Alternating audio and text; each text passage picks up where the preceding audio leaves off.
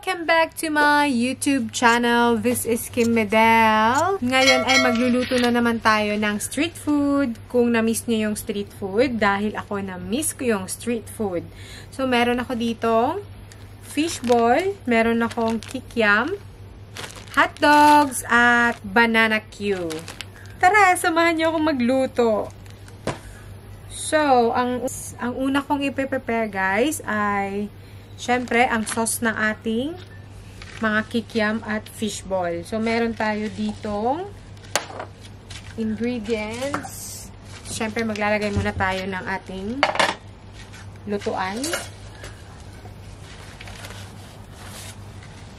So, nag-effort talaga tayo mag-set up dito sa labas. Dahil napakasayang yung weather, napakaganda. Kahit na ulan kaninang umaga. So, gamit ko dito ay etong butane.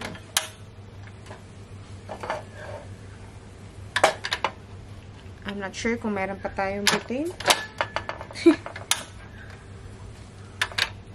At hindi nga siya gumana. Ayan. 2 cups of water. 1, 2. Tapos, 2 teaspoon na potato starch. 2 teaspoon. 1, 2.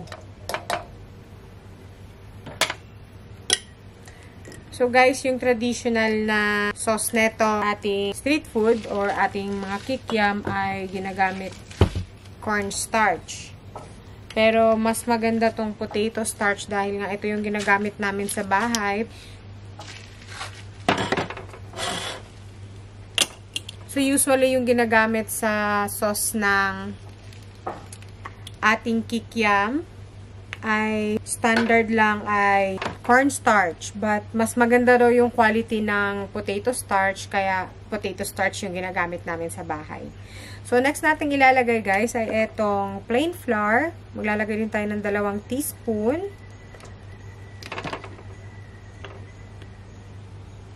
So, hindi traditional yung gagawin nating sauce ng kikiam. At meron tayong soy sauce.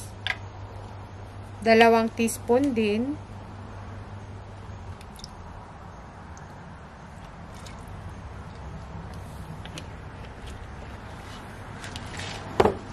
At ito yung isa sa ilalagay natin. Okay. So, yung traditional na ginagamit sa sauce ng mga street food guys or yung mga kikiam at saka ano natin, fishball, vinegar lang yung ginagamit. Pero yung gagamitin natin ay etong rice vinegar dahil maasim siya, manamis-namis, at napakaganda pang dagdag sa flavor. So, lalagyan din natin ng bali 2 teaspoon. Ayan. 1 and 2. At next nating ilalagay ay etong, syempre, Pinoy tayo. Mahilig tayo sa asukal sa mga pagkain. So, maglalagay ako ng isang 1/2 cup.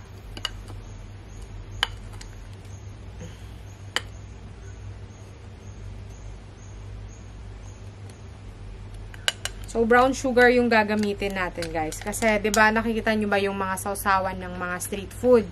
Kulay brown. So, dapat brown na asukal. Pero kung wala ka talagang brown, huwag mo nang pilitin. So, ayun. Isang 1/2 cup na asukal.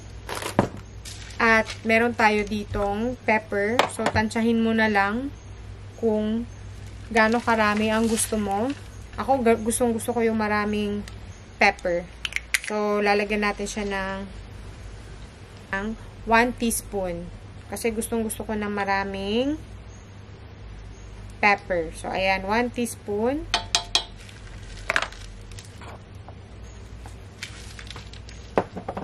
So, guys, nag-prepare din ako netong Meron tayong garlic, onion, at chili dahil mahihilig tayo sa maanghang. So, gagamitan natin siya ng chili na maliliit. Simulan na natin tong painitin. Habang pinapainit, syempre, imimix natin.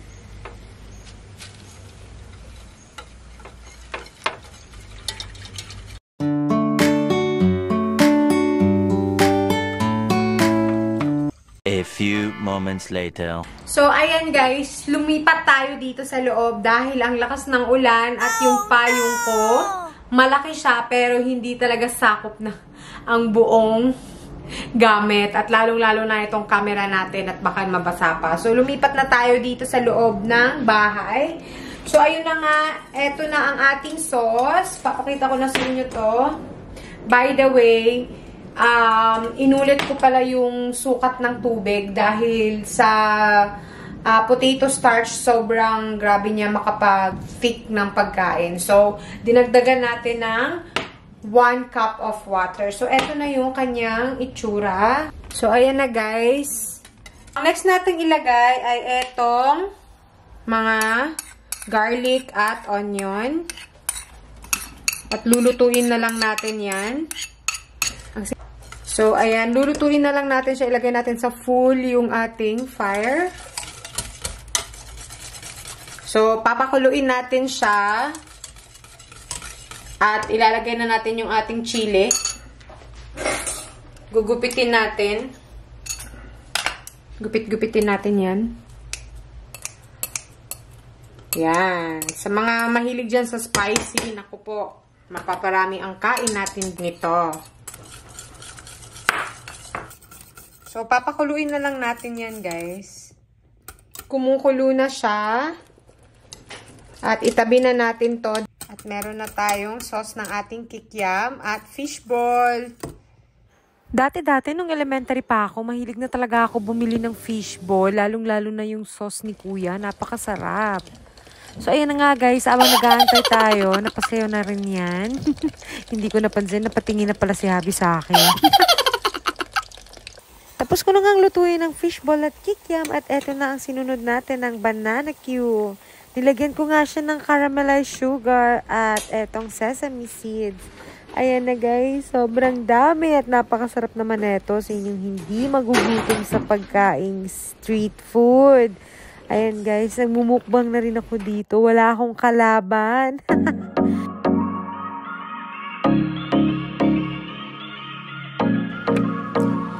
And guys, that's all for today's vlog. Thank you for watching and don't forget to like and subscribe. Bye!